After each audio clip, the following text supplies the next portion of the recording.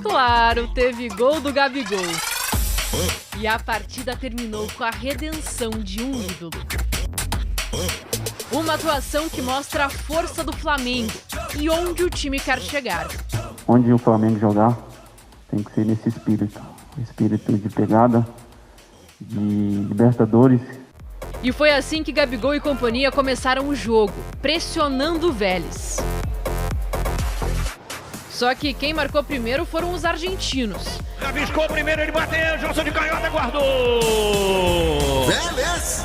Gol do Vélez! Johnson, Lucas Johnson! Normalmente a defesa ela erra pelo sistema. Lógico que a gente tem que consertar, tem que melhorar o setor defensivo como um todo, mas eu vejo muito mais méritos a dar a essa equipe, né? Tendo em vista que a última vez que o Flamengo tinha vencido na Argentina foi em 1982. Aliás, a única vez em Copa Libertadores. Então acho que a gente precisa destacar pontos positivos, valorizar coisas boas. A última vez que o Flamengo havia vencido uma partida da Libertadores na Argentina tinha sido em 1982. Uma goleada de 3-0 no River Plate. Ontem, quem começou a acabar com esse incômodo jejum foi o William Arão. Depois de receber belo passe de Gerson. Vai empatar o jogo, apontou, tiro, aguardou! Flamengo! Gol! É do Mengão, queridão, com emoção de montão pra empatar! O Flamengo chega ao gol! Mas o gol perdido por Everton Ribeiro fez com que velhos fantasmas assombrassem a torcida.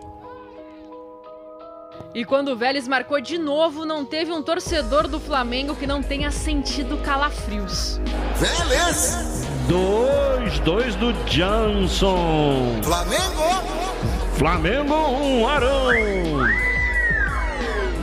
Mas foi aí que entraram em cena os principais jogadores do time. Arrascaeta deu passe de letra para Gabigol, que foi derrubado pelo goleiro Royos. Ele mesmo bateu e fez o primeiro dele nessa edição da Libertadores. Gabigol, sempre ele, Gabigol! E já na reta final, Arrascaeta mostrou que ficar no Flamengo é importante para ele e para o próprio Flamengo.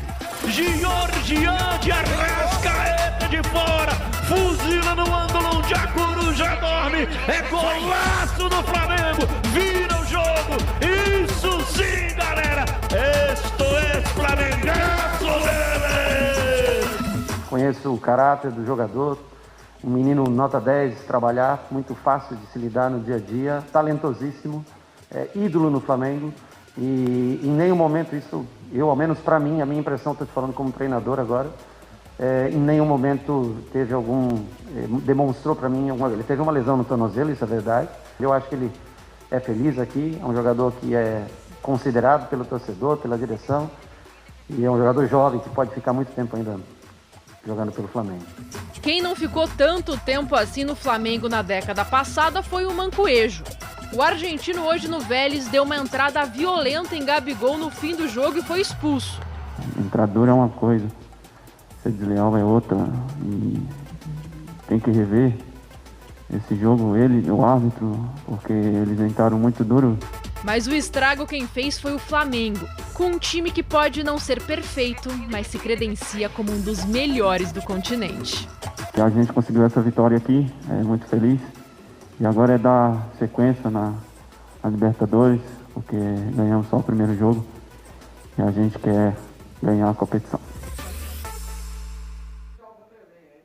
O Flamengo estreando na Libertadores com espírito de Libertadores, poder de reação, muita qualidade técnica que a gente sabe que esse time do Flamengo tem, mas principalmente uma postura muito diferente daquele Flamengo que a gente viu jogando na quinta-feira passada contra o Vasco.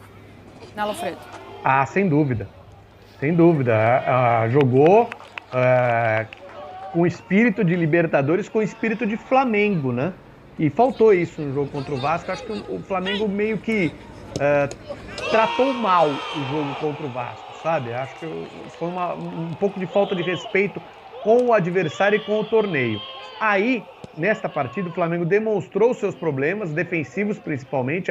Acho que fica claro que há um desequilíbrio entre ataque e defesa, mas quando o ataque resolve, fazendo 3 gols, quando a defesa toma 2, não tem o menor problema. E até porque esse time tem potencial para jogar esse tipo de jogo. Claro que de vez em quando não vai acontecer e aí vai cair uma cobrança, vai ter uma cobrança em cima do setor defensivo.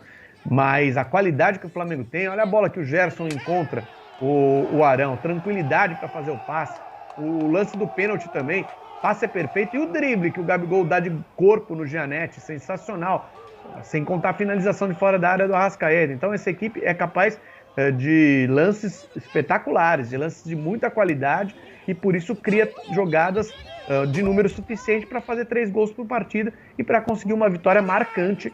Acho que isso tem que ser considerado. Quem ganhou a última vez na Argentina foi o time campeão da América e campeão do mundo. Quem ganhou na Argentina agora foi o time bicampeão brasileiro e campeão da América. 2 grandes equipes de futebol formadas pelo Flamengo. Seria até indiscutível nessa qualidade técnica do Flamengo. A gente viu ontem o Arrascaeta jogando demais, não só pelo golaço que ele marcou. E foi golaço sim, tá? Lofredo, esse foi golaço do Arrascaeta. Não. Não foi? Belo gol. Um gol muito bonito. Belo gol. O que é golaço então, do Arrascaeta foi Flamengo e Ceará. Flamengo e Ceará de bicicleta. Esse foi golaço. Ah, tá bom. Mas foi, enfim, o golaço que marcou o Arrascaeta, e não só o golaço, o passe que ele dá pro Gabigol e não sai o gol. Enfim, uma qualidade absurda que tem o Arrascaeta. A gente viu também o Arão jogando de zagueiro, mas também marcando um gol como meia. É indiscutível essa qualidade do Flamengo, e quando realmente entra com esse espírito de Flamengo, aquele Flamengo de 2019, realmente vai para cima do adversário e vai com tudo, né, Cereto? O Arrascaeta é o jogador que aparece em jogo decisivo, quando precisa ele resolve, foi assim ontem de novo, né? O Gabriel também. Falar da qualidade do Flamengo é chover no molhado, né? Só que é o seguinte, o time para ser campeão da Libertadores precisa, para ser campeão da Libertadores de novo, né? Porque o Flamengo há 2 anos foi campeão da Libertadores no comando do Jesus, precisa de equilíbrio, precisa equilibrar as coisas, as questões, né? O time precisa ser equilibrado, não pode ter só um ataque muito bom e poderoso. O Flamengo tem tomado muitos gols. O Rogério Ceni sabe disso, ele precisa equilibrar o time, né? Ele precisa consertar essa questão, porque pode chegar um jogo mais importante, numa fase mais avançada, um jogo mais enroscado ainda na Libertadores, em que as coisas se compliquem e que o Flamengo pode se complicar por causa da sua defesa, né? E quando eu falo da defesa, eu não estou falando só da dupla de zagueiros, que ontem jogou o Gustavo Henrique, jogou muito mal, né, ao lado do Arão. Não estou falando só da dupla de zagueiros, eu estou falando do sistema como um todo, do modelo de jogo, do meio de campo, que tem muita qualidade com o Diego nesse meio de campo, mas perde em marcação, dos jogadores que marcam já no campo de ataque, né? Os jogadores precisam marcar no campo de ataque. A gente sempre se lembra do time que era comandado pelo Jesus, era um time do Flamengo que sufocava o adversário e que não deixava o adversário sair de trás, né? Então a defesa começava pelo ataque. Acho que o Rogério Ceni precisa começar a pensar em alternativas para montar esse time do Flamengo, para tentar equilibrar um pouco mais o time, porque o time está tomando muitos gols e nem sempre o Arrascaeta vai fazer a diferença, nem sempre o Arrascaeta vai tirar um coelho da cartola, nem sempre o Gabigol vai fazer a diferença, sabe? Tem que prestar atenção nessas questões que são importantes para o time ser campeão numa competição tão difícil quanto é a Libertadores. Justamente sobre isso, falando da parte defensiva, Lofredo, a gente fala muito do Arão na zaga. Ele exerce muito bem essa função, está exercendo muito bem essa nova função. Mas eu acho que o debate não está muito na questão dele como zagueiro, mas sim na falta que ele faz nesse meio de campo, né? Como ele fazia, ele exercia muito bem a função de primeiro volante, agora quem está exercendo essa função é o Diego. Mas o que se ganha com o Diego e com o Gerson, o Diego controlou o jogo ontem. E o Gerson dá a bola pro Arão fazer o gol. Assim, você ganha muito com Diego e Gerson no meio campo. Ganha muito na criatividade, ganha muito na questão ofensiva.